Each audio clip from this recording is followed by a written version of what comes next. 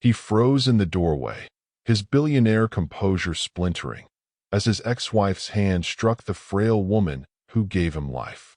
But before he could move, the black maid stepped between them, her trembling voice slicing through the silence. "Not in this house." And in that instant, everything began to change. Welcome, beautiful family and friends. If you're hooked in and you're ready to enjoy this story, click subscribe and let me know in the comments where you're watching from, because tomorrow I will be giving you another story just as interesting as this one, and you don't want to miss it. The Ward mansion loomed at the edge of Atlanta's skyline like a monument to silence. Its marble pillars gleamed under the morning sun, but inside, the air was cold, sterile, like success that had forgotten joy. Ethan Ward adjusted his tie in the hallway mirror, his reflection as sharp and unyielding as the man he'd become. Billionaire, CEO, perfectionist. He'd built an empire out of logic and discipline, but lately, those walls were starting to feel like a prison. His mother's voice floated faintly from upstairs. "Ethan, sweetheart, is that you?" He turned toward the sound, his expression softening for the first time that day. "Yes, Mother," he said, heading up the staircase. "Happy birthday." She was seated in her armchair by the window, sunlight spilling over her frail hands. Margaret Ward had once been the fire that lit their home. Now, her body bent beneath the weight of years, her breath catching between words. But her eyes, those same hazel eyes he'd inherited, still carried light. "You look tired," she whispered. "I'm fine," he replied automatically, pouring her tea before she could reach for the kettle. He couldn't stand to see her struggle. "We're hosting dinner tonight. I've made arrangements."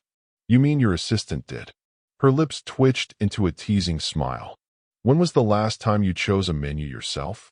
He paused, then sighed. "You know how things are." "Yes," she murmured, gazing out the window. "I know exactly how things are. Too quiet." Silence thickened between them. The house was always too quiet now. Naomi Brooks buttoned her uniform with trembling fingers. It was her first day at the Ward estate, a job she'd almost turned down. But bills didn't wait for grief to fade. The polished black shoes, the stiff white apron, none of it fit her spirit. Still, she needed this. Her reflection in the cracked bathroom mirror showed a woman who had endured more than her 27 years should have allowed. Eyes that had cried too much but still refused to dull. "You got this," she whispered, tying her hair into a bun. "You've been through worse." She slipped out of her small apartment and boarded the bus toward the hills of Buckhead, her stomach knotted with uncertainty. The mansion's gates opened with mechanical precision as she approached. The security guard glanced at her papers, unimpressed. "New maid?" "Yes, sir," she said quietly. He nodded toward the door. "Report to Mrs. Patterson, the housekeeper." Inside, Naomi was swallowed by silence. The walls were lined with portraits, Ethan as a child, a younger Mrs. Ward smiling beside him. The space gleamed but felt lifeless, like a museum of emotions long gone. Mrs. Patterson, a brisk woman with gray hair and no patience for hesitation, handed Naomi a cleaning schedule. "Keep your head down. Speak only when spoken to. Mr. Ward values discretion." "Yes, ma'am." But as Naomi moved through the mansion, something tugged at her heart. The photographs of a boy laughing beside his mother, the piano untouched in the parlor, the faint scent of lavender from Mrs. Ward's room. This wasn't just a rich man's house. It was a house that had forgotten how to feel. By noon, Naomi was in the upstairs corridor polishing frames when she heard a voice behind her. "You missed a spot." She turned sharply. Ethan stood there, hands in his pockets, watching her. His tone wasn't cruel, just distant, the way people sound when they've forgotten how to talk to others without a contract between them. "Sorry, sir," she said, quickly wiping the frame. He noticed her trembling hand and frowned. "What's your name?" "Naomi Brooks." He nodded, almost absently. "Be sure to avoid the East Wing. It's off limits." "Yes, Mr. Ward." Their eyes met briefly, his cold, her steady but cautious. Something about her composure unsettled him. He was used to people shrinking under his gaze. But Naomi didn't shrink. She simply returned to her work, silent, respectful, but unafraid. As he walked away, Ethan found himself glancing back once. For a moment, he couldn't explain why. Later that afternoon, Naomi carried a tray of tea to Mrs. Ward's room. The older woman smiled warmly at her. "You must be new." "Yes, ma'am." "Naomi. I like that name." Mrs. Ward gestured for her to sit. "Please, just for a moment. I get tired of people rushing in and out." Naomi hesitated, then obeyed, perching gently on the chair beside her. They spoke of simple things, the garden, the weather, the way the house felt too large for comfort. "Ethan means well," Mrs. Ward said softly. "He just forgot how to be kind to himself." Naomi listened in silence, feeling the truth of that statement sink into her heart. There was kindness here, buried under marble and money, but alive somewhere. When Naomi returned to her quarters that night, she couldn't shake the image of the lonely billionaire who looked like he'd rather be anywhere but home. The next day brought unease. A silver Bentley rolled up the mansion drive just before sunset. Ethan's breath caught when he saw who stepped out. Lydia, his ex-wife. Elegance personified, flawless hair, diamond earrings, perfume sharp enough to sting. They hadn't spoken in 2 years, not since the divorce that drained him of everything but his name. "Ethan," she greeted smoothly, smiling as if the past had been nothing but a mild inconvenience. "I heard your mother wasn't well. I wanted to visit." He stiffened. "You didn't have to." "Oh, please," she purred, stepping closer. "We were family once. I only want to help." Her words dripped with sugar and venom alike. Ethan's instincts screamed against it, but his mother's eyes lit up at the sight of Lydia, remembering better times. Against his better judgment, he allowed her inside. Naomi watched from the hallway as Lydia swept through the mansion like a storm. She could feel the tension immediately. Lydia's gaze lingered on her uniform with disdain. "And who's this?" Lydia asked sharply. "Naomi," Ethan replied. "She works here." "Oh." Lydia's lips curved.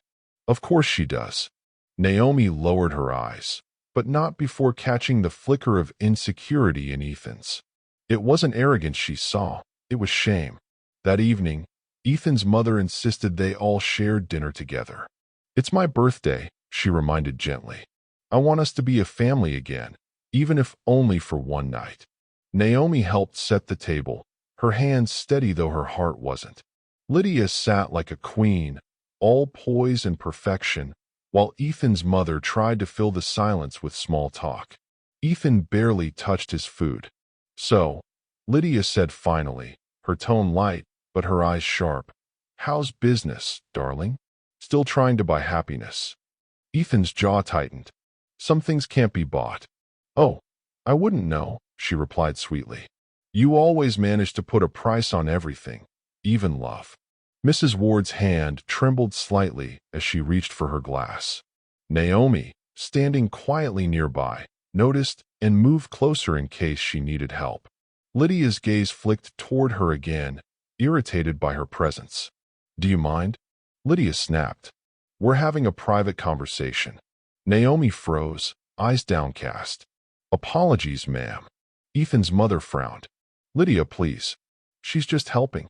But Lydia only smiled tightly, raising her glass. "To old times," she said. Ethan didn't respond. His mother's cough broke the tension, and Naomi immediately stepped forward with water. Lydia rolled her eyes. "She's fine," she muttered. Naomi ignored her and gently supported the older woman's hand until the coughing eased. Ethan watched, a flicker of gratitude shadowing his features. Lydia saw it too, and her smile faded. After dinner, the storm outside grew wild. Rain lashed against the windows as Ethan stood in the hallway, his reflection ghosting in the glass. From the parlor, he could hear Lydia's laughter, artificial, forced. Upstairs, his mother's voice called softly for Naomi, not her son. It stung, but not in the way he expected. Naomi entered the parlor to gather dishes. Lydia turned toward her, lips curling. "Careful with China," she said coldly. "It's worth more than your salary." Naomi simply nodded. "Yes, ma'am." Ethan, unnoticed, stood near the doorway, his expression unreadable. Something in him stirred, a quiet shame, a buried memory of the man he used to be. As Naomi passed, her hand brushed the back of his chair. For a second, their eyes met, just a flicker, and something unspoken moved between them. The act closed on the echo of thunder, the camera lingering on Ethan's conflicted face and Naomi's steady calm. The storm had only just begun. Have you ever walked into someone's life and felt the ache they tried so hard to hide? If you have, tell us in the comments, because sometimes seeing someone's pain is the first step toward changing everything. Sometimes it takes one cruel moment to expose a lifetime of silence. The next morning it dawned gray and heavy. The mansion felt different, charged with an invisible tension that clung to the walls. Even the staff moved quieter than usual, their voices low, their eyes darting toward the parlor where Lydia had made herself comfortable. Naomi felt it too. As she dusted the antique cabinet, she could hear Lydia's sharp laugh from across the hall, slicing through the air like broken glass. Ethan hadn't spoken much since last night. He'd spent the morning in his office, pretending to review contracts he wasn't really reading. His mother had asked for Naomi again, not her nurse, not her son. Naomi's presence soothed her, like sunlight after too long in shadow. But Lydia didn't like that. "Mrs. Ward," Lydia said sweetly, stepping into the room with a bouquet of white roses. "I brought your favorite." Margaret smiled faintly. "Those are lovely, Lydia." "Thank you." Lydia's gaze fell on Naomi, who was folding fresh linens at the foot of the bed. "You can leave now," she said, not bothering to look at her. Naomi hesitated. "Mrs. Ward asked me to." I said leave. Lydia's tone hardened. Margaret frowned. "Lydia, please." "Naomi stays." For a moment, something sharp flashed behind Lydia's smile. "Of course," she murmured. "Whatever you wish." She turned away, but her grip on the vase tightened until her knuckles whitened. Naomi noticed how Lydia's mask slipped when she thought no one was watching. Later, as Naomi helped Mrs. Ward to the sitting room, she found Ethan waiting by the fireplace. He looked up as they entered, offering his arm to steady his mother. "Thank you, Naomi," he said softly. She nodded, about to leave, but Mrs. Ward caught her wrist. "Stay," she insisted. "You make the room feel warm again." Lydia appeared in the doorway just then, her eyes narrowing at the sight of them. Her ex-husband, his mother, and the maid who somehow fit into the picture more easily than she ever did.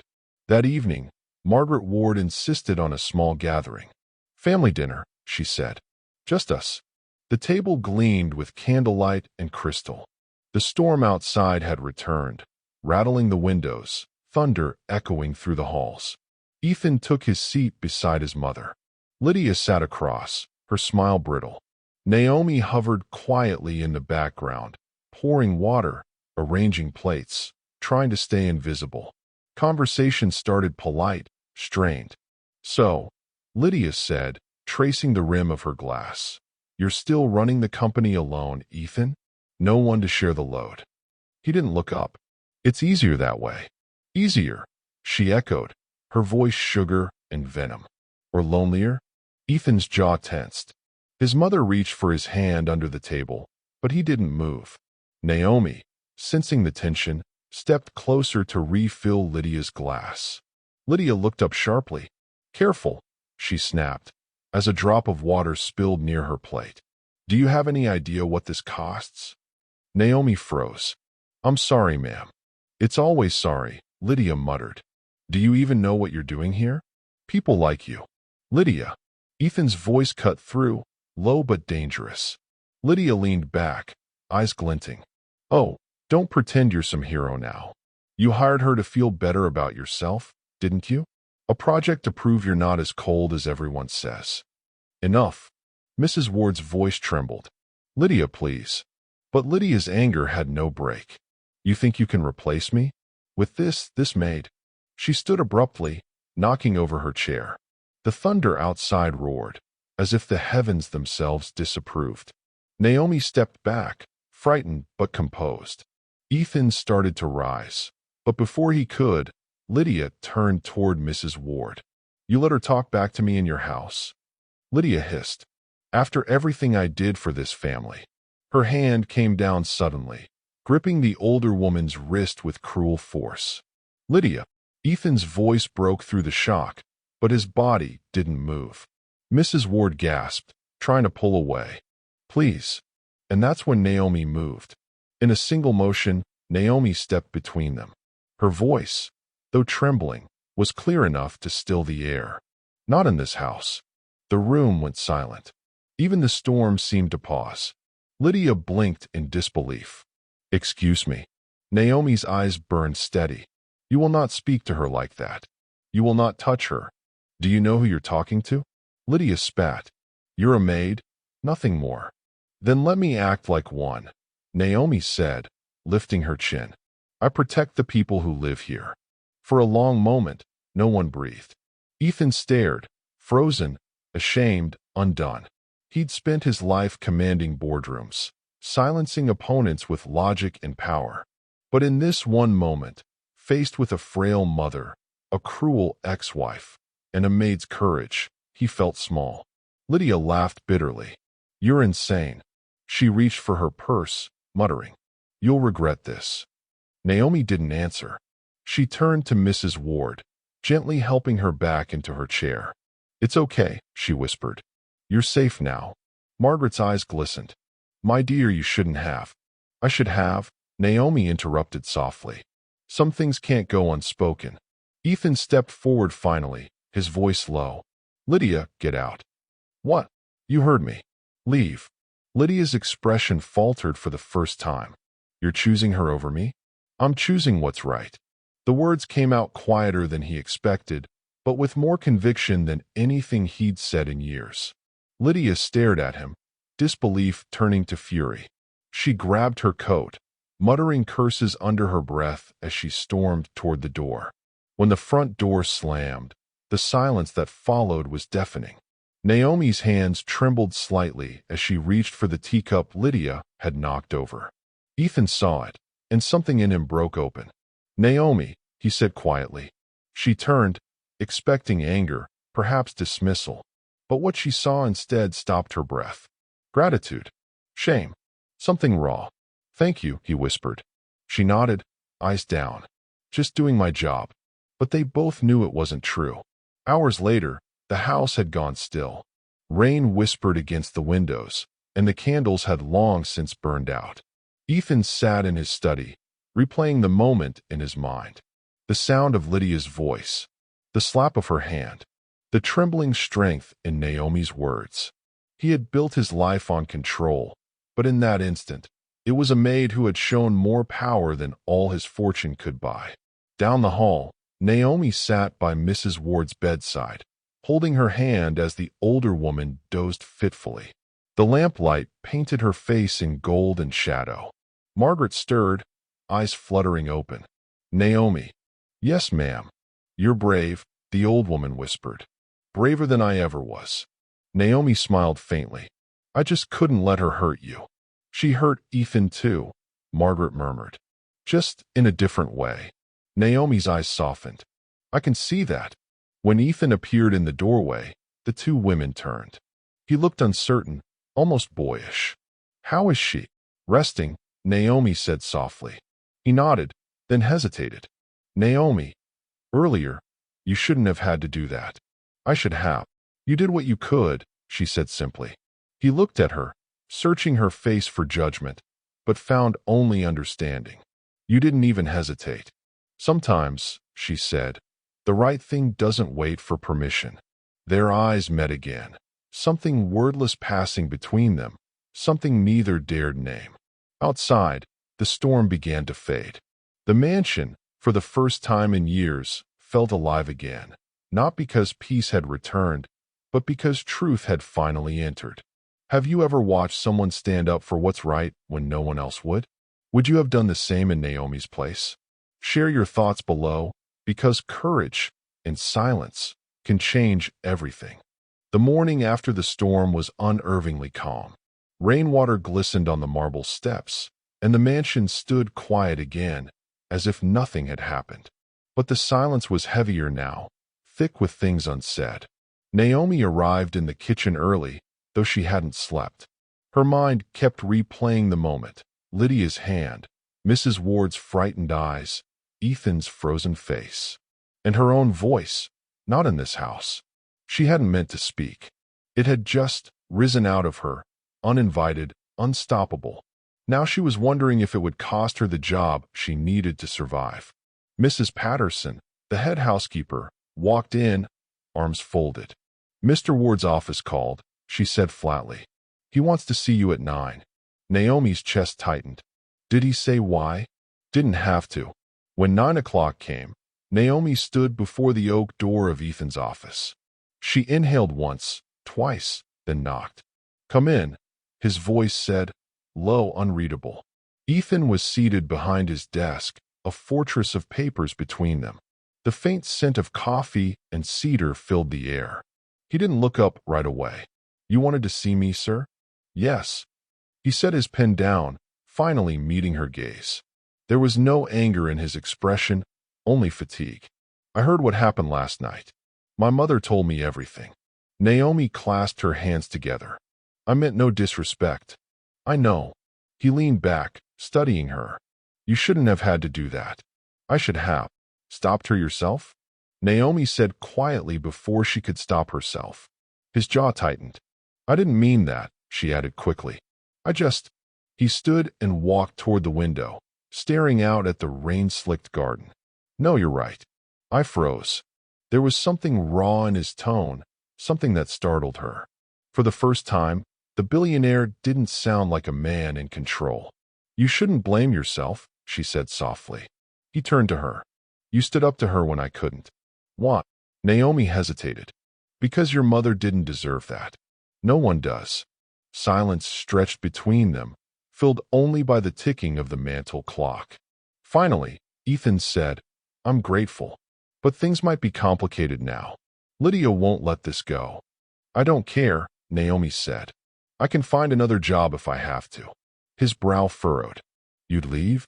I don't want trouble for you, or your mother. Ethan opened his mouth to respond, but the intercom buzzed. His assistant's voice crackled through. Sir, Ms. Lydia Ward is on line 1 again. She insists it's urgent. He closed his eyes briefly, the muscles in his jaw flexing. Tell her I'm unavailable. Naomi turned to go. Naomi, he called quietly.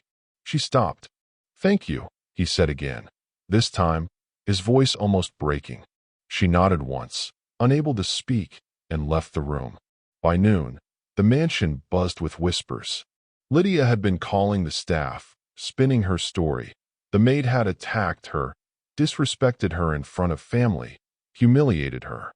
Some believed her. Others didn't. Naomi could feel the shift in the air. Conversations paused when she entered.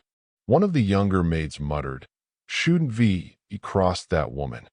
Naomi kept her head high, moving quietly through her duties. But when she reached the laundry room, she found Mrs. Patterson waiting. You've brought chaos into this house, the older woman snapped. I warned you to stay invisible. I didn't do anything wrong. Doesn't matter. Rich people don't need truth, they need comfort. And you made them uncomfortable. Naomi swallowed. Mrs. Ward knows the truth. Mrs. Patterson sighed, her expression softening a little. She does. And maybe that's why you're still here. But if Mr. Ward decides it's easier to let you go, I can't stop it. Naomi nodded silently. She was used to this, being punished for courage. In his study, Ethan sat in front of the fireplace long after his conference calls had ended. He had barely heard a word of what his investors said. His mind kept returning to Naomi's trembling voice. Not in this house. He hadn't realized until then how much he'd allowed fear to rule him. Fear of losing control. Fear of confrontation. Fear of feeling. And yet, One woman who had nothing, no status, no power, had done what he couldn't. He found himself walking toward his mother's room that evening. She was resting, a book open in her lap.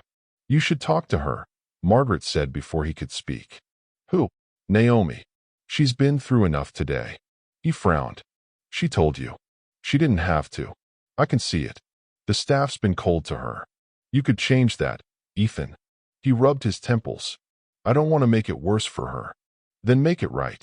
She looked at him over her glasses, the same way she used to when he was a boy.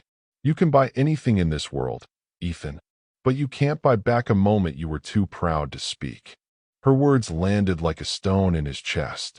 That night, Ethan went to find Naomi. He found her in the kitchen, washing dishes by hand. The sound of running water and soft humming filled the air. He lingered in the doorway for a moment, just watching. The way her shoulders moved slowly with the rhythm, the quiet steadiness of her presence. When he finally spoke, his voice came out low. "You don't have to do that." She startled slightly. "Habit." He stepped closer. "The dishwasher works fine. I like doing things with my hands," she said without looking up. "Makes me feel grounded." He smiled faintly. "I wouldn't know what that feels like." She looked up then, meeting his gaze. For a second, neither spoke. "Naomi, I wanted to." "Please don't," she interrupted gently. "If you're going to apologize, don't. You already did." He hesitated. "That's not what I was going to say." "Then what?" He looked away, exhaling. "I don't know. I can't stop thinking about what happened."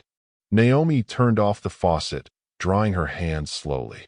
"It's over, Mr. Ward." "Is it?" His voice cracked slightly, betraying the emotion he was trying to hide. "She hurt my mother, and I just stood there." "And you did what anyone with a conscience would do," Naomi said. "Don't make me into something I'm not." He shook his head. "You don't understand. You reminded me what decency looks like." Naomi's eyes softened, but her tone remained careful. "Then don't forget it." She left the room quietly, leaving him alone with the sound of dripping water. 2 days later, Lydia arrived unannounced. She stormed through the gates, fury simmering beneath designer sunglasses. Ethan met her in the foyer. "What are you doing here?" "You've embarrassed me," she hissed. "You let that girl humiliate me, and you think you can just cut me off?" "I could ruin you, Ethan." He folded his arms. "You already tried." "Oh, I haven't even started," she snapped. "You think your shareholders won't care that their precious CEO is defending a maid over his wife?" "Ex-wife," he corrected sharply. She smirked. "Details." Naomi appeared at the end of the hall, carrying a basket of linens. Lydia's gaze flicked to her, eyes narrowing. There she is. The hero. "Lydia, don't." But Lydia was already advancing, her voice dripping poison. "Tell me, do you enjoy this? Playing the savior?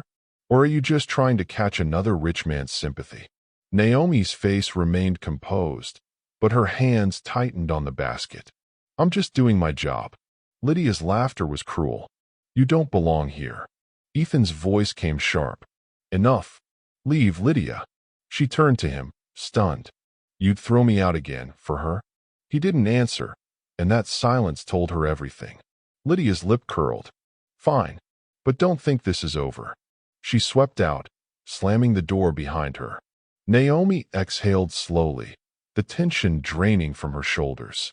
Ethan turned to her, his eyes shadowed. "I'm sorry." "Don't be," she said quietly. "Some storms need to come before things can grow again." "Have you ever been blamed for doing the right thing? When everyone around you stayed silent, did you still stand your ground? Tell your story below. Someone might need your courage today." The sky over the Ward estate darkened far earlier than usual. The news predicted a torrential storm moving inland, flash flood warnings, power outage alerts. Inside the mansion, staff moved quickly, shutters latched, generators checked, supplies carried up from the cellar. Naomi tied her hair back, determined to stay invisible, but fate had other plans. Most of the household workers were sent home before the worst of the storm hit. Only she, Ethan, and his mother remained. By dusk, Wind hammered against the glass like an angry sea. Thunder cracked across the hills. Mrs. Ward, pale and tired, was guided upstairs to rest. Naomi lingered near the landing, ready to help if needed. "Stay here tonight," Ethan said, appearing at the bottom of the staircase. His voice was firm, the tone of someone used to being obeyed but edged with worry. "I'll be fine in the staff quarters. The road's flooding already. You're safer here." She hesitated. "I don't want to intrude." He shook his head. "Naomi, please." Something in the way he said her name, gentle, stripped of command, made her nod. At 9 p.m., the lights blinked once, twice, then vanished. Darkness swallowed the hall. For a moment, there was only the roar of rain.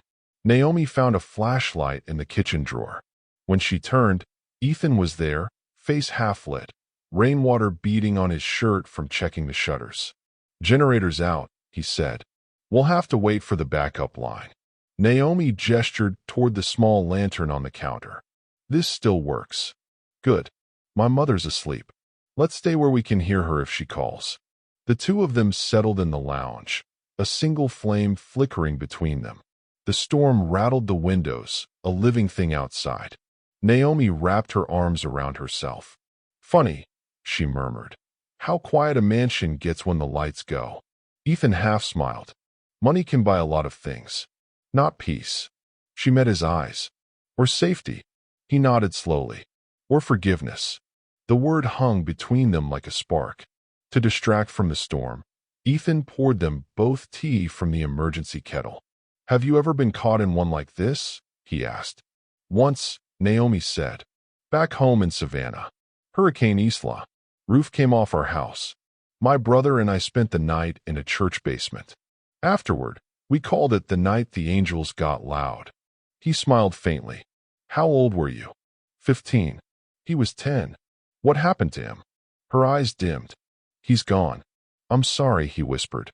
Naomi looked into the candlelight. "He was arrested for something he didn't do. Died waiting for trial." The rain seemed to pause, listening. Ethan's throat tightened. "Naomi." She shook her head. "It's all right. I learned early that life isn't fair, but it doesn't have to be cruel." He leaned forward, elbows on knees. "You still believe that?" "After everything." "I have to," she said simply. "If I stop believing that kindness matters, then what did my brother die for?" Something broke open in Ethan. He'd spent years believing power was protection. Now he saw it could also be silence. "I wish I'd had your strength back then," he murmured. Naomi tilted her head. "Back when?" He looked away. "When Lydia and I divorced. I let her destroy people in court, smear anyone who spoke for me. My lawyer said it was strategy. I called it survival." He gave a small, humorless laugh. "I thought keeping quiet made me smart. It just made me a coward." Naomi studied him for a long moment. Maybe this storm isn't punishment. Maybe it's permission to start over. He met her gaze, the candlelight catching the gold flecks in her eyes. "Do you really believe people get to start over?" "I think people get to choose who they are next." Outside, thunder boomed like a drum roll to her words. Hours slipped by. They played cards by candlelight, shared a simple meal, traded stories that hovered between laughter and confession. The mansion felt smaller, warmer, two souls stranded but strangely safe. When Naomi rose to check on Mrs. Ward, she stumbled slightly on the rug. Ethan caught her wrist before she fell. The touch lingered, electric. "Careful," he said. "I'm fine." Her voice was softer now. For a heartbeat, neither moved. Then she gently pulled away, cheeks flushed. "You should get some rest," she said. "I can't sleep during storms." "Then keep talking. Maybe that'll quiet it." He smiled. "All right. Ask me anything." "Anything." He nodded. "Do you still love her?" The question stunned him. "Lydia." Naomi's gaze didn't waver. Ethan exhaled. "No. I love who I thought she was. The woman I married never existed." Naomi's expression softened. "Then maybe that's what this storm is about. Washing away ghosts." A flash of lightning filled the room, painting their faces silver. Ethan whispered, "What about you? Anyone waiting for you?" She smiled faintly. Just my brother. Always. The air between them thickened with something neither dared name. Near midnight the wind screamed like metal tearing. A crash from the rear hall sent Ethan sprinting toward it with Naomi close behind.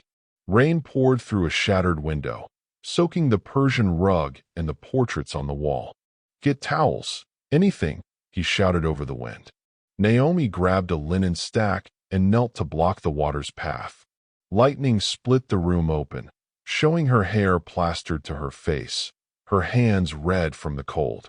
Ethan came beside her, pressing against the boards, his breath quick and close. When they finally jammed the window shut with a chair, both collapsed to the floor, laughing breathlessly. "Well," Naomi panted, "guess your mansion leaks like everybody else's house." He chuckled, wiping water from his eyes. "I suppose it does." The laugh turned into silence, a long, magnetic pause. The sound of rain softened around them, and something fragile filled the air instead. "You're shaking," he murmured. "Just cold." He hesitated, then slipped his jacket around her shoulders. His hand brushed her arm, sending warmth where the chill had been. "Better." She nodded without looking at him. "Thank you." He wanted to say more, but the words wouldn't form. The storm had stripped away everything rehearsed. Only truth could survive in this kind of night. The backup generator hummed faintly to life, lighting only a few bulbs. The house was half shadow, half glow.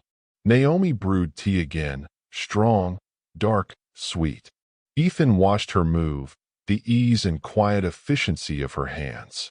"You take care of everyone," he said, "even when you're the one who deserves care." She smiled faintly. "Some habits are hard to break." He stepped closer. "Maybe you don't have to do everything alone anymore." Naomi looked at him, eyes cautious. "And you? Do you ever stop pretending you have everything under control?" He laughed softly. "Not often." "Maybe that's another habit worth breaking." She tilted her head, studying him. "You really mean that, don't you?" "I mean all of it." The kettle whistled sharply, cutting the tension. She poured the tea, handed him a cup. Their fingers touched, just a brush, yet enough to set his pulse racing. Outside, thunder rolled away into distance, leaving the night softer, breathable. Later, Naomi checked on Mrs. Ward again. The older woman was awake, smiling faintly. "I used to love storms," Margaret whispered. "Your father and I would dance when the lights went out." Naomi grinned. "Maybe that's why your son can't sit still tonight." Margaret chuckled. "He needs someone who reminds him life isn't just business." "You did that." Naomi blushed. "I'm just the maid." The older woman squeezed her hand. "You're the only one in this house who listens with her heart. Don't underestimate what that's worth." When Naomi left the room, she found Ethan waiting outside the door. He'd overheard enough to look both grateful and uncertain. "She's right," he said quietly. "You've changed this place." Naomi shook her head. "The house hasn't changed. Maybe you have." He looked at her for a long moment, then smiled. "Maybe." They sat again in the lounge as the wind finally died. Moonlight slipped between broken clouds, bathing the room in silver. "Do you ever think about leaving?" Ethan asked. "Sometimes," Naomi admitted. "But I promised myself I wouldn't run from good people anymore." "You think I'm good?" "I think you want to be." He laughed softly. "That's fair." A long silence stretched, comfortable this time. Naomi leaned back against the couch, eyes heavy. "You can rest," he whispered. "I'll keep watch." "You don't have to." "I want to." Her lids fluttered, then closed. In minutes she was asleep, head resting lightly against the armrest. Ethan sat beside her, watching the faint rhythm of her breathing. For the first time in years, he felt a strange, peaceful ache, the kind that meant something broken was beginning to heal. He whispered, almost to himself, "Maybe this is what home feels like." Have you ever found unexpected peace in the middle of chaos, like the storm was there to slow you down long enough to feel again? Share what moment taught you to stop running and start healing. Sunlight streamed through broken clouds, warm and forgiving after the night's storm. The mansion looked different in the morning, less fortress, more home. The air smelled of wet earth and clean beginnings. Naomi was already up, tidying the mess the flood had left behind. Ethan joined her quietly, sleeves rolled, carrying 2 mugs of coffee. "Morning," he said. "Morning." They worked side by side in companionable silence. Every few minutes, their eyes met, wordless, aware. Finally, Ethan broke the quiet. "My mother wants to see you after breakfast." Naomi froze mid-movement. "Is something wrong?" He shook his head. "No. She said she needs to tell you something. Something about the past." Her heartbeat stumbled. "About me?" He hesitated. She didn't say. Margaret Ward sat by her window wrapped in a pale shawl, the sunlight painting her face soft gold. When Naomi entered, she smiled faintly. "Sit with me, dear." Naomi obeyed. The older woman's hands trembled slightly as she reached for hers. "I should have told you earlier," Margaret began. "When I first saw you, I thought it was a coincidence. But there are no coincidences, not in this house." Naomi frowned. "I don't understand." Margaret's eyes glistened. "Years ago, when Ethan's company was expanding, they partnered with a security firm. There was a scandal, corrupt subcontractors, police involved. A young boy died during a raid. His name was Elijah Brooks." Naomi's breath hitched. "That was my brother." Margaret nodded, tears falling. "I found the name when I was reviewing the case files after Ethan's divorce. The company paid damages quietly, but no one ever reached the families. I wanted to, but Lydia convinced Ethan to bury it to avoid press attention. He never even read the full report." Naomi's stomach twisted. "You're telling me your son's company was part of what killed him?" Margaret's voice broke. "Indirectly, yes. And I've carried that guilt ever since I saw your name on the staff list. You had every right to hate us." Naomi sat motionless, the air thick and cold. "Elijah. All those nights wondering who was responsible, some faceless system. And now, the face had a name." Margaret gripped her hand tighter. "Ethan doesn't know. He mustn't hear it from me. Please, give him the chance to face it from you." Naomi rose slowly, the weight of years pressing on her chest. "I don't know if I can." "Then don't do it for him," Margaret whispered. "Do it for Elijah." Naomi found Ethan in the library, going through paperwork. She stood at the door, trembling. "Ethan," she said softly. He looked up, smiled faintly. "Hey, you look like you've seen a ghost." "I have." He set the papers down. "What's wrong?" She took a shaky breath. "My brother's name was Elijah Brooks."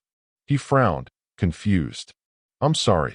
Your company, Ward Global, was involved in a police contract in Savannah 8 years ago. One of those raids killed him." Ethan's face went pale. "Naomi, I didn't know. Your mother told me everything." He rose, shaken. "That can't be right. I would have." "You didn't," she said bitterly. "Because it was inconvenient." "Naomi, you think I don't know what it's like to lose everything because of someone's mistake? You built an empire on silence, and people like me paid for it." He took a step closer. "If I'd known, I swear." "You didn't want to know?" Her voice cracked. "Because knowing means you'd have to care." Ethan's expression crumpled. "You're right." She froze. "What?" "I did bury reports back then. I let Lydia handle the fallout because I told myself one tragedy wasn't worth destroying hundreds of jobs. But I should have looked deeper. I should have seen him." Naomi's tears spilled over. "So you admit it?" He nodded, voice breaking. "Yes, and I'd give everything I have to undo it." She turned away, sobbing softly. "But you can't." "I know." For a long moment, neither spoke. The storm outside had passed, but a new one raged within. Hours later, Ethan stood alone in his office. He stared out at the drenched garden, the world washed clean while he felt filthier than ever. He picked up his phone, calling his legal team. "Find me the records from the Savannah security contract. Every file, every payout, every name. I don't care how long it takes." "Sir, that's confidential." "Not anymore." He hung up. Margaret appeared quietly in the doorway. "You told her?" "She told me." Her shoulders sagged. "Ethan." He turned, eyes wet. "You knew?" "I hoped it wasn't true." He looked away, voice trembling. How do I fix this? You don't fix it, she said gently. You face it. He sank into his chair, head in hands. I don't deserve forgiveness. No one does, she murmured. That's why it's powerful when it's given. Naomi sat by the servants' staircase, staring at a photograph of Elijah from her locket. His smile, boyish, unbreakable, stung like sunlight on glass. Why now, she whispered. Why him? She could leave. No one would blame her. But then she remembered the way Ethan had stood in the rain beside her, the way he'd looked at her, not as a maid, but as a person. Maybe this was her test. Maybe justice wasn't vengeance, but truth told to the face of the one who needed to hear it. She closed the locket, drew a long breath, and rose. Evening settled like smoke through the corridors. Naomi found Ethan in the garden doorway, coat on, staring at the bruised sky. The air still smelled of rain and earth, of endings and renewal. She spoke first. You said you wanted to know everything. So listen. He turned slowly. My brother's death isn't just a file. He was a boy who collected seashells and made up songs about thunderstorms. The night he died, he was running home to bring me dinner from the diner where he worked. They said he was resisting arrest. Her voice shook. He was running because they fired tear gas. Ethan closed his eyes, agony tightening his features. I built a career believing numbers mattered more than names, he whispered. And now all I can see is his. Naomi's tears fell freely. You can't bring him back, but you can stop pretending ignorance is innocence. He stepped closer. Teach me how. She blinked. What? Teach me what I missed. Let me use what I have left to make something right. Naomi studied him, torn between fury and faith. If you mean that, then don't just write a check. Tell the truth where people can hear it. He nodded once, resolute. Tomorrow. The next morning, Ethan called an unscheduled press conference at Ward Global's downtown headquarters. His PR team begged him to reconsider. He didn't. Naomi stood in the back of the room, unseen among reporters and cameras. Ethan stepped to the podium, palms trembling. 8 years ago, he began, voice rough. My company partnered with law enforcement contractors whose negligence cost an innocent boy his life. His name was Elijah Brooks. Gasps rippled through the room. I was the CEO. I approved the budget. I looked away. There is no justification for silence that protects profits and buries people. Today, I'm reopening the investigation, funding independent oversight, and establishing a foundation in Elijah's name, run by his family, not by me. Flashes exploded like lightning. Naomi's throat tightened. This isn't redemption, he said. It's a start. To the Brooks family, and to Naomi, I am sorry. For a moment, no one moved. Then the questions began, a swarm of voices. Ethan turned from the podium, his gaze finding Naomi in the crowd. He didn't smile, didn't ask for approval. He simply nodded. Naomi felt something in her chest unclench, grief mixing with a strange, aching respect. That evening, back at the mansion, the atmosphere was still. Mrs. Ward slept soundly for the first time in weeks. Naomi walked out to the terrace where Ethan waited, sleeves rolled, looking more human than she'd ever seen him. You did it, she said softly. I just told the truth. That takes more courage than most people have. He looked out toward the garden, voice low. I didn't do it for the cameras. I did it because you were right. Knowing means caring. And caring means changing. Naomi stepped closer. Change hurts. I can live with pain, he said, turning to her. I couldn't live with pretending anymore. Silence. Then the faint chorus of frogs in the wet grass. Naomi, he said quietly, I don't expect forgiveness. I'm not ready to give it, she answered. But I don't hate you anymore. That simple truth softened both of them. He nodded, eyes bright. Then maybe we start there. Later that night, Naomi passed through the lounge. The candle from the storm still sat on the mantel, half melted. She lit it again, watching the small flame tremble, steady itself, and rise. Ethan joined her wordlessly. They stood side by side, the same light flickering across their faces.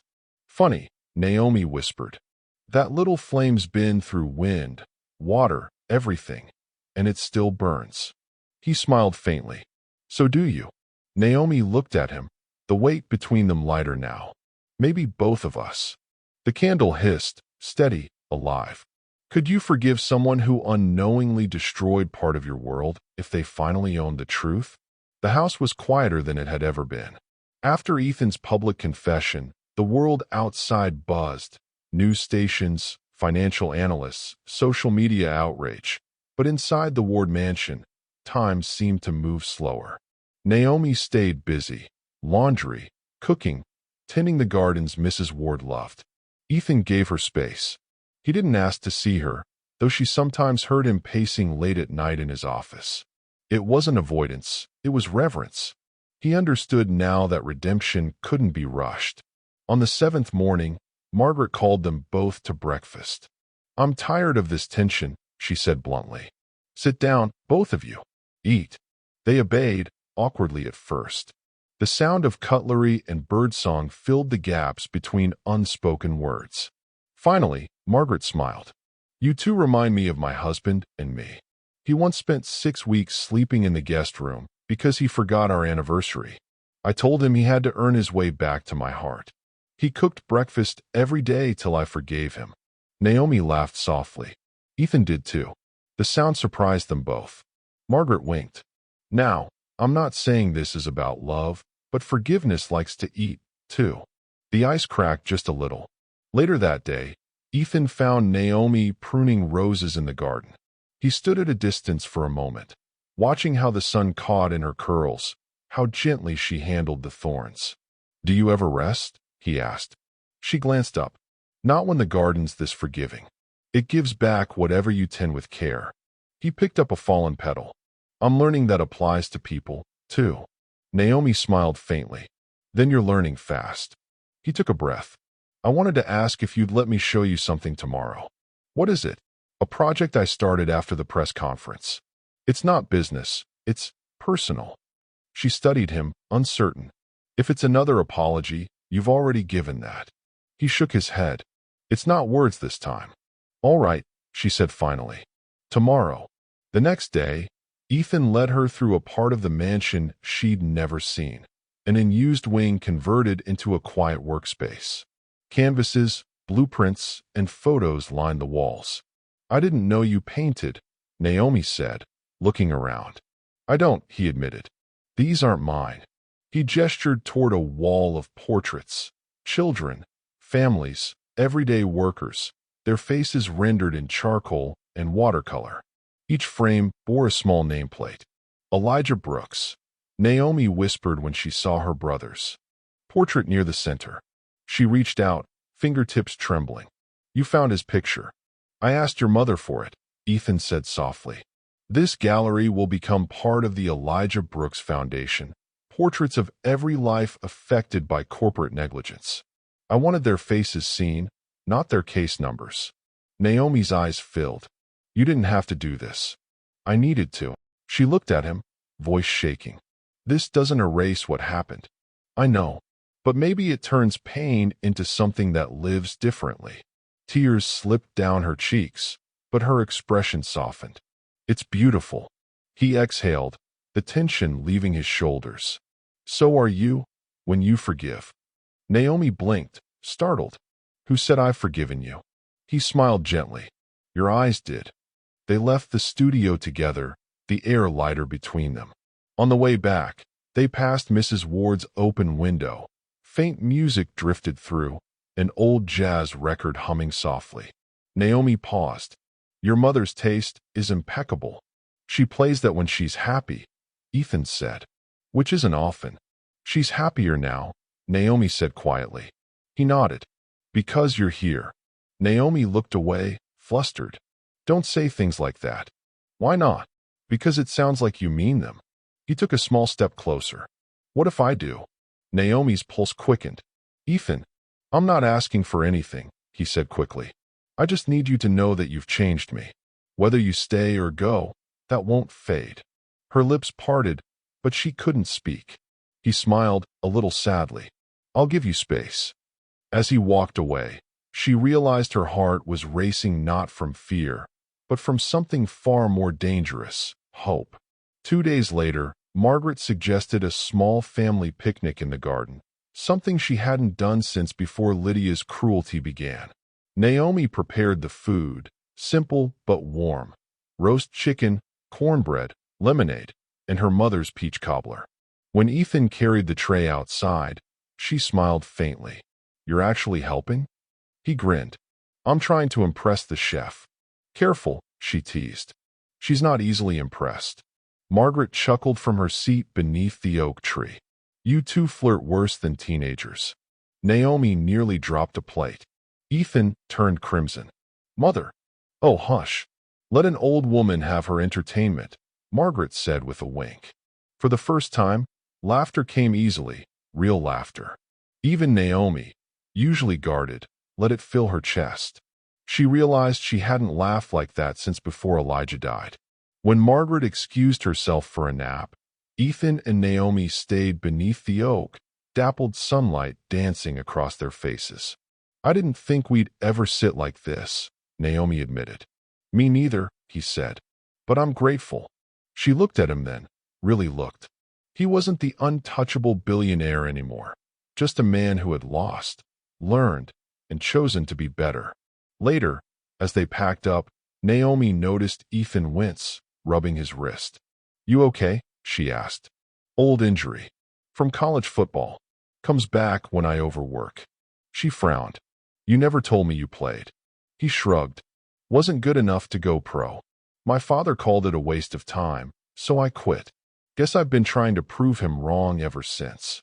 Naomi smiled softly. You don't have to prove anything now. He met her gaze. Don't I? She shook her head. No. The man who admitted his mistakes on live television. He's already proven enough. Her words landed deeper than she realized. Ethan looked away, throat tightening. You make me want to be someone worth that kind of faith. You already are, she whispered. For a long moment, neither moved. The silence was full, not empty, but alive. That evening, rain began again, gentle this time, tapping softly against the glass. Mrs. Ward had gone to bed early, leaving the house wrapped in hush. Ethan found Naomi in the parlor, humming while she folded linens. A jazz record played faintly. Billie Holiday's I'll Be Seeing You. Dance with me, he said suddenly. She blinked. What? No cameras. No audience. Just dance. Naomi hesitated. I don't dance. Neither do I. He offered his hand, smiling that crooked, boyish smile that always disarmed her. After a heartbeat, she placed her hand in his. The music swelled, soft and aching. They swayed slowly, awkwardly at first, then more naturally. His hand at her waist felt steady, reverent. Her head found his shoulder. You smell like rain, he murmured. She laughed softly. That's the garden's perfume. Then I like your garden. Her breath caught. You really shouldn't say things like that. Why not? Because one day, I might believe you. He pulled back just enough to meet her eyes. That's the idea. The room fell away. The rain, the shadows, the years of pain. For the first time, Naomi felt weightless. The song ended, but neither moved. Ethan's thumb brushed her cheek, tracing away a tear she hadn't realized had fallen. I don't want to ruin this, he whispered. You won't, she said softly. He leaned closer, slowly, giving her space to stop him. Naomi's breath trembled. Ethan, say stop and I will. She didn't. Their lips met, brief but full of everything unspoken, grief, gratitude, the fragile miracle of starting over. When they finally broke apart, Naomi rested her forehead against his chest. This doesn't make the past disappear. I don't want it to, he said. I just want the future to mean something. Later, Naomi returned to her room, still trembling. She touched her lips, remembering the gentleness in his eyes. She looked at Elijah's photo on her dresser. Do you think it's okay, she whispered, that I let myself feel this? The wind outside rustled through the trees, soft, like an answer. She smiled through her tears. Maybe it's time to live again. It began with a phone call. Naomi was arranging flowers in the parlor when Ethan's voice echoed from his office. Sharp, cold, the tone of a man pushed back into his old armor. I told you never to contact me again, Lydia. Naomi froze. Lydia. Her chest tightened as Ethan's words drifted out through the half-open door. No, I don't care what the board thinks. You had your chance to destroy me once. You won't again. A pause. Then Ethan's voice dropped. You're bluffing. Silence. Then anger. You wouldn't dare leak that file. He slammed the phone down so hard the sound made Naomi flinch. She stepped back before he saw her, heart pounding. Minutes later, Ethan found her in the hallway, his expression stormy. Naomi, he said quickly, whatever you hear in the next few days, don't believe it. Her stomach dropped. What happened? Lydia. She claims to have documents proving you only came here to blackmail me. Naomi's eyes widened. What? She said you knew about the Savannah case before you took the job, that you planned to use it for leverage. That's a lie. I know, he said firmly. But she's going public. She wants to ruin both of us. Naomi felt dizzy. She's doing this because you told the truth. He nodded. And because she hates that I'm not hers to control anymore. Naomi's voice shook. People will believe her, Ethan. I'm just the maid. He took her hands. You're Naomi. You saved my mother, my company, my soul. I'll protect you. But as his words echoed, Naomi saw something flicker in his eyes, fear. And fear had a way of twisting even good intentions into mistrust. By evening, Lydia's story hit every major news outlet. Headlines screamed. Ward heiress accuses ex-husband's maid of extortion. Inside the billionaire's scandalous redemption hoax. Naomi's face was everywhere. Photos taken without her knowledge. Her past dissected by strangers. Ethan's phone wouldn't stop ringing. His board demanded an emergency meeting. His mother wept behind closed doors. When Naomi finally confronted him, his face was pale with exhaustion. Tell me you believe me, she said quietly. I do, he said too fast. Say it like you mean it. I do, Naomi. But she heard the hesitation, the crack in his tone. You're wondering if it's true, she said, voice trembling. He exhaled. She had documents, things that looked. Her chest tightened.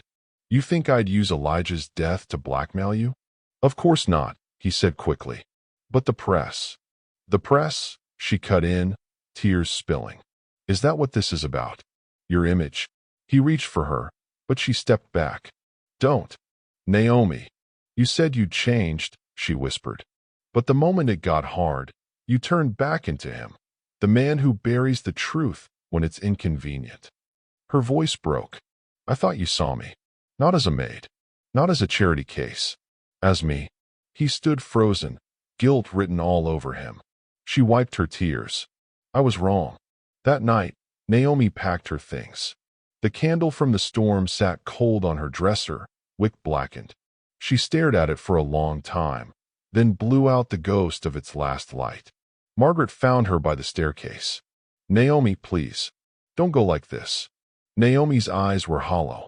I can't stay where I'm not trusted. Margaret took her hand. He's scared. That's all. He'll come to his senses. Maybe, Naomi whispered. But love shouldn't need proof. She hugged Margaret tightly. Thank you for seeing me, for everything. Promise me you'll answer when he calls. The older woman pleaded. Naomi managed a sad smile. We'll see. Then she was gone. Ethan stood at his window, watching her taxi disappear into the night.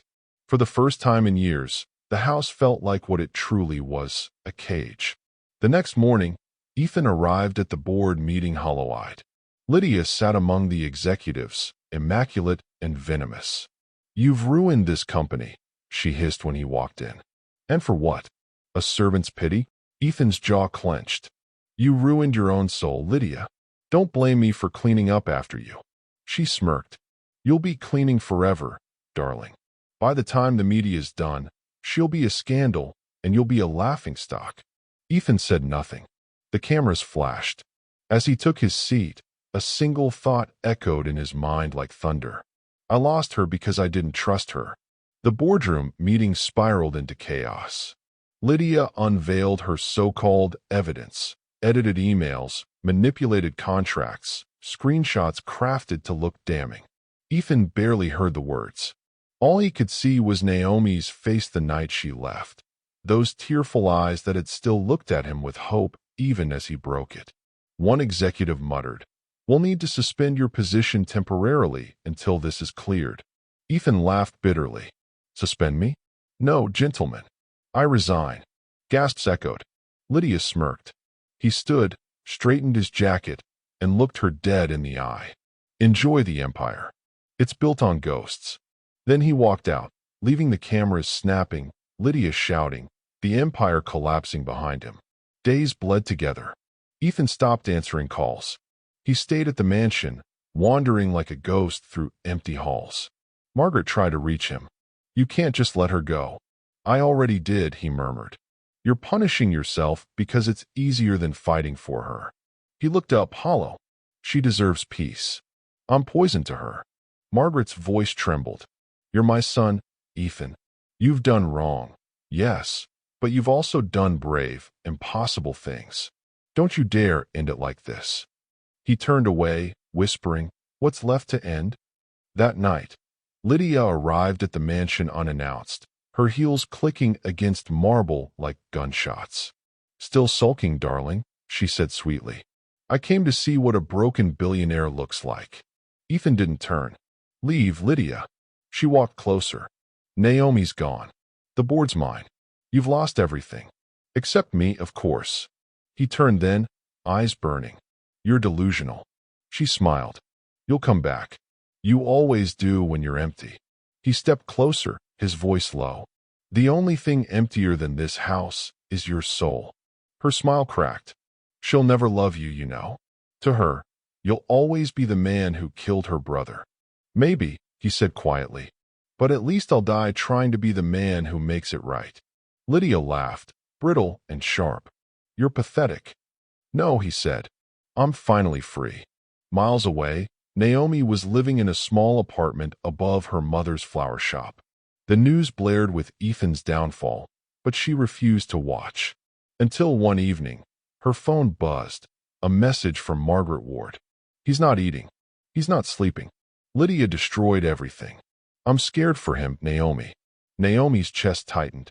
She tried to ignore it, but the image of Ethan, broken and alone, haunted her through the night. By dawn, she was at the train station, ticket in hand. The mansion looked abandoned when she arrived, shutters closed, lights dim. Naomi stepped inside quietly, her heart hammering. The sound of shattered glass drew her to the study. Ethan was there, standing among broken bottles, his hand bleeding. He looked up, startled. "Naomi." She ran to him. "What are you doing?" "I told you not to come back." "Your mother called me," she said, taking his injured hand. "You need help." "I need you," he said hoarsely. "But I don't deserve you." Tears blurred her vision. "You fool," she whispered. "Do you think love is about deserving?" He stared at her. "After what I said, after I doubted you." "You're an idiot," she said softly. "But you're my idiot." A broken laugh escaped him. "I don't know how to fix this." "Then stop trying to fix it," she said. "Just start being it." He looked at her, raw, undone. "Why did you come back?" Naomi smiled faintly through tears. "Because the heart doesn't check the news before it forgives." Later that night, Naomi found the old candle on the dresser, the one she'd left cold before she fled. She lit it again, its flame flickering in the dark. Ethan stood behind her, voice breaking. "You kept that?" She nodded. "It survived the storm. Thought maybe we could, too." He stepped closer, his hand finding hers. "I'll spend the rest of my life proving we can." They stood in silence, watching the flame steady itself, two wounded souls daring to believe in light again. Have you ever walked away from someone only to realize they were the one person who saw your truth? Do you think love can return after trust has been broken?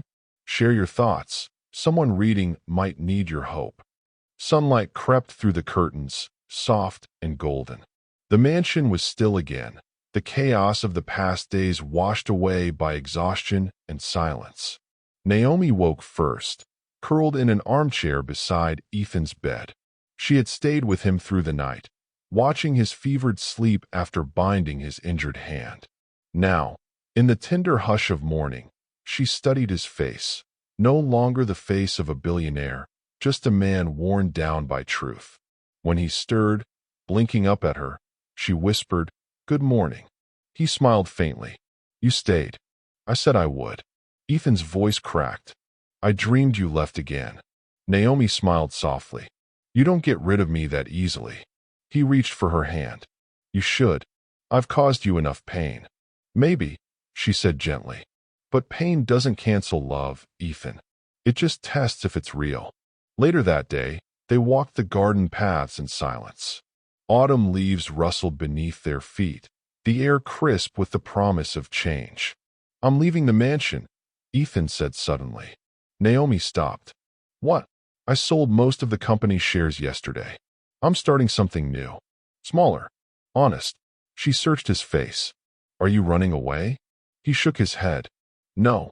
I'm walking toward something. Toward peace." Naomi folded her arms. "And where do I fit into that?" He looked down. "Wherever you choose to stand. I won't ask you to stay. You've done enough saving for one lifetime." She studied him, the humility in his tone, the way he wasn't trying to convince her, only freeing her. "Funny," she said quietly. "For the first time, you're not trying to own anything. Not a company, not forgiveness, not even me." He met her gaze. "Maybe that's what love really is." Back inside, Margaret sat by the fireplace, wrapped in a shawl. She smiled when she saw them. "You two look like ghosts who've seen heaven," she teased. Ethan chuckled softly. "We're trying to figure out if we still belong in each other's story." Margaret nodded, eyes kind. "Love isn't about belonging, my son. It's about choosing, again and again, even when it's hard." Naomi knelt beside her. "You always speak like you've lived 3 lives." "I have," Margaret said with a laugh. "And the best part was watching 2 stubborn hearts find their rhythm. Don't throw it away just because it got messy." Naomi's eyes filled. "He's leaving everything behind, Mrs. Ward." "Good," Margaret said simply. "Maybe then he'll find what's been missing all along." Ethan frowned. "And what's that?" She smiled faintly. "A home that isn't made of walls." That night, Naomi returned to her room. On her pillow lay an envelope, Ethan's handwriting. She sat down and unfolded it slowly. "Naomi, if I could rewrite time, I'd change every chapter where I failed to see you. But maybe those mistakes were the only way to lead me here, to a truth I can finally live by. You once told me forgiveness isn't forgetting. I understand that now. I don't want you to forget what I did. I only hope you remember what I've become. I'll leave at dawn. If you stay, I'll know it's because you believe in us. If you go, I'll spend the rest of my life grateful you ever walked into my darkness with light." Ethan. Tears slipped down Naomi's cheeks. The clock ticked softly in the silence, counting down to dawn. Naomi couldn't sleep. She sat by the window, Elijah's locket warm in her palm. "What would you do?" she whispered to the photo inside. "Would you want me to stay?" In her mind, she could hear her brother's voice, gentle, teasing. "Don't waste your life running from good things, sis." She smiled through tears. "You always did have terrible advice." But in her heart, she knew he was right. Outside, the first hint of dawn touched the horizon, pale and trembling. The sky was barely awake when Ethan stepped outside with his suitcase. The garden glistened with dew. The air smelled of wet earth and farewell. He looked back at the mansion one last time, every window, every shadow, holding memories of pain and grace. Margaret stood in the doorway, leaning on her cane. "You sure about this, son?" He nodded. "I have to start cleaning. No money, no empire, just me." She smiled sadly. "Sometimes losing everything is how you find yourself." Ethan's throat tightened. "If she comes back." "She will," Margaret whispered. "Because you finally deserve her." He smiled faintly, kissed her cheek, and walked toward the waiting car. Inside, his heart pounded. Every mile he'd built in distance between them now felt like a wound he couldn't stop reopening.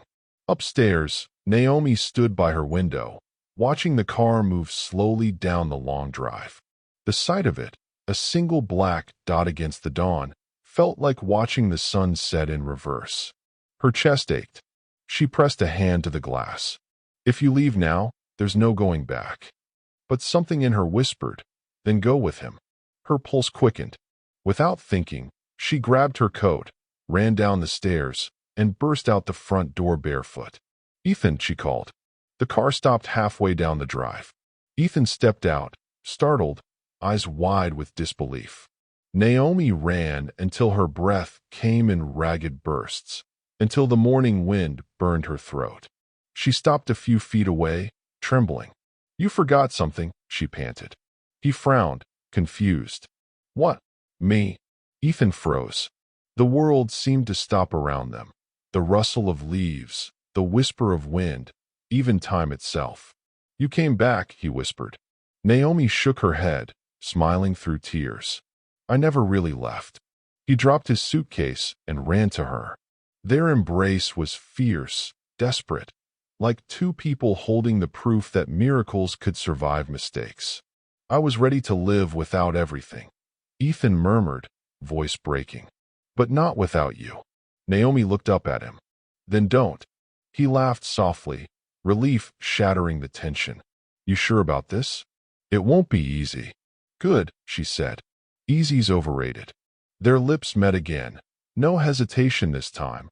No ghosts between them. Just love, raw and real. Later, they stood at the edge of the garden, the first full sunrise painting gold across their faces. Ethan reached into his pocket and pulled out the melted remains of the candle they had kept relighting through storms and heartbreak. "It's burned down," he said softly. Naomi smiled. "Then we'll light another one." He chuckled. "You know, I used to think love was about grand gestures. And now," he looked at her, "now I know it's about staying when everything else tells you to run." She nodded. "Then stay." He took her hand, interlacing his fingers with hers. Forever. The sun rose fully behind them, washing their silhouettes in light. "Would you have chased after him, or let him go to protect your heart? I want to hear your thoughts. Drop them below." The sound of laughter drifted through the seaside breeze. Children ran along the shore, chasing waves, their feet leaving trails in the wet sand. A modest cafe stood nearby, small, warm, painted a soft blue with gold letters above the door. The second light. Inside, Naomi poured coffee into mismatched cups while Ethan wiped tables, humming a tune under his breath. The air smelled of cinnamon and salt. "Hey, boss," one of the local teens called. "We've got a full crowd today." Ethan grinned. "Then let's give them a story in every cup." Naomi chuckled from behind the counter. "Still a poet, huh?" He walked over, slid an arm around her waist, and kissed her cheek. "Only for my muse." Their life wasn't glamorous anymore, but it was theirs. The cafe had become a place for wanderers and dreamers, a sanctuary for people who needed warmth more than wealth. Naomi's mother's flower shop supplied the decor, and Margaret, healthier and radiant, lived in the small cottage next door, teaching the neighborhood children how to bake scones. Everything that had once felt lost was now simply alive. Margaret stepped into the cafe with a tray of muffins, wearing her trademark smile. "I told you the lavender ones would sell," she said proudly. Naomi laughed. "You were right again." Margaret winked at Ethan. "Of course I was. Now, have you two thought about what I asked?" Ethan raised an eyebrow. "About what?" "About giving me a grandchild before I turn 80, she said, grinning mischievously. Naomi almost choked on her coffee. "Mrs. Ward." Margaret chuckled. "Oh, please, call me Mom already. You've earned it." Ethan smiled, his eyes softening. "We'll see what the future holds." "Future?" Margaret teased. "The future doesn't wait, dear. It's happening while you're making excuses." Naomi blushed, and Margaret cackled triumphantly before shuffling out. That afternoon, As rain began to patter gently against the windows, a familiar figure entered the cafe. Tall, elegant, but with a weariness behind her eyes. Naomi froze. Ethan looked up. "Lydia," he said quietly. The room seemed to hold its breath. Lydia hesitated at the door, drenched from the rain. "I didn't come to cause trouble," she said softly. "I came to apologize." Naomi exchanged a wary glance with Ethan, then nodded for him to sit. Lydia stepped closer. "You were right. I lost myself trying to control everything. When the board removed me last year, I realized how empty victory feels when there's no love left to share it with." Ethan's jaw tightened, but there was no anger in his eyes, only fatigue and maybe a trace of pity. "I'm not asking for forgiveness," Lydia continued. "Just to say that I see now what I destroyed." Naomi studied her. The bitterness that once fueled Lydia had melted into something quieter. "Forgiveness doesn't mean friendship," Naomi said gently. "It means peace." Lydia nodded.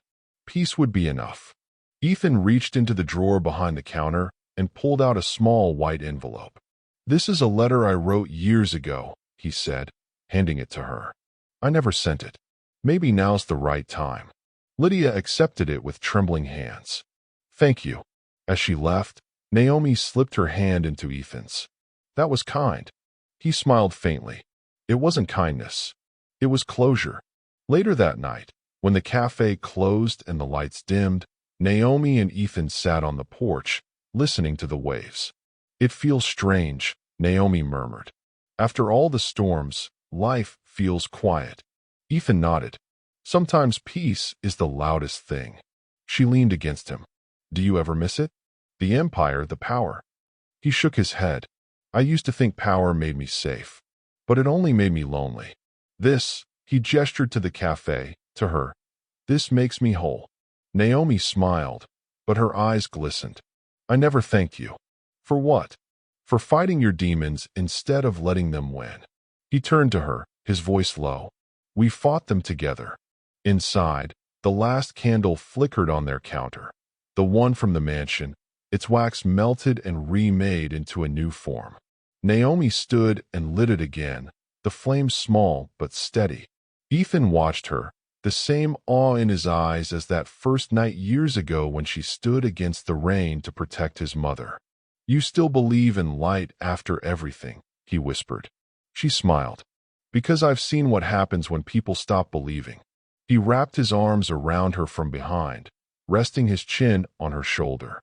"Then I'll never stop believing in you." The candle burned brighter between them, its flame mirrored in their eyes. The next morning, Naomi found Ethan sitting on the porch with an old envelope in his hands. "What's that?" she asked, bringing him coffee. He smiled faintly. "It arrived this morning. From the hospital where Elijah volunteered years ago. They found this among his old notes." Naomi's breath caught. "My brother?" He nodded and handed her the letter. The paper was yellowed and soft, Elijah's handwriting uneven but familiar. "Naomi, if you're reading this, it means life's taken you somewhere hard. Don't let guilt become your home. You always believed people could change. Don't stop believing that now. If someone ever makes you cry, remember, the heart that hurt you might one day learn how to heal you too." Tears rolled silently down Naomi's face. Ethan touched her cheek. "He forgave me before I even knew I needed it." Naomi nodded. "Maybe that's why we found our way back. Because he already made room for mercy." That evening, the whole town gathered for the cafe's first-year anniversary. Fairy lights shimmered along the railings. Margaret passed out cookies while a local guitarist played softly. Ethan took the microphone, his eyes finding Naomi across the crowd. "1 year ago, I lost everything I thought mattered. And then someone walked back into my life and showed me that love isn't something you earn. It's something you protect." He beckoned her forward. The crowd quieted. Naomi joined him, blushing. "What are you doing?" He smiled. "Finishing what I never got right the first time." From his pocket, he pulled out a small ring. Simple, silver, engraved inside with 2 words, "Still Us." Gasps rippled through the cafe. Ethan knelt.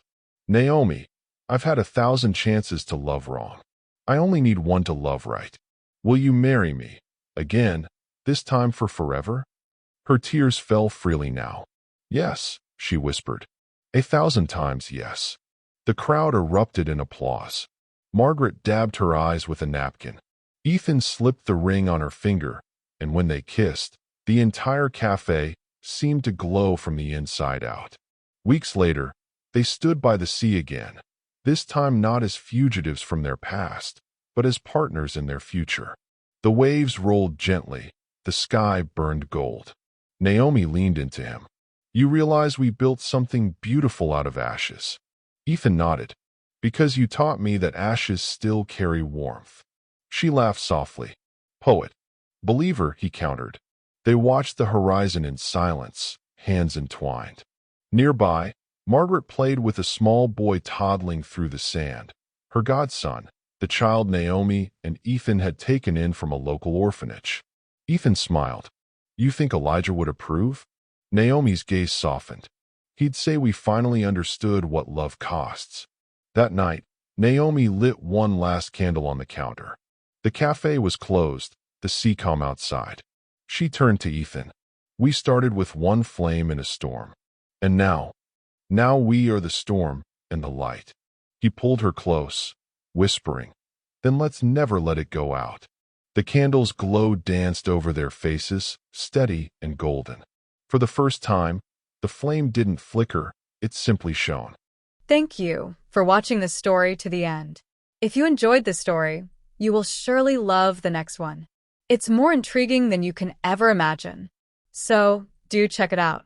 Click on the image showing on your screen right now to watch the next one.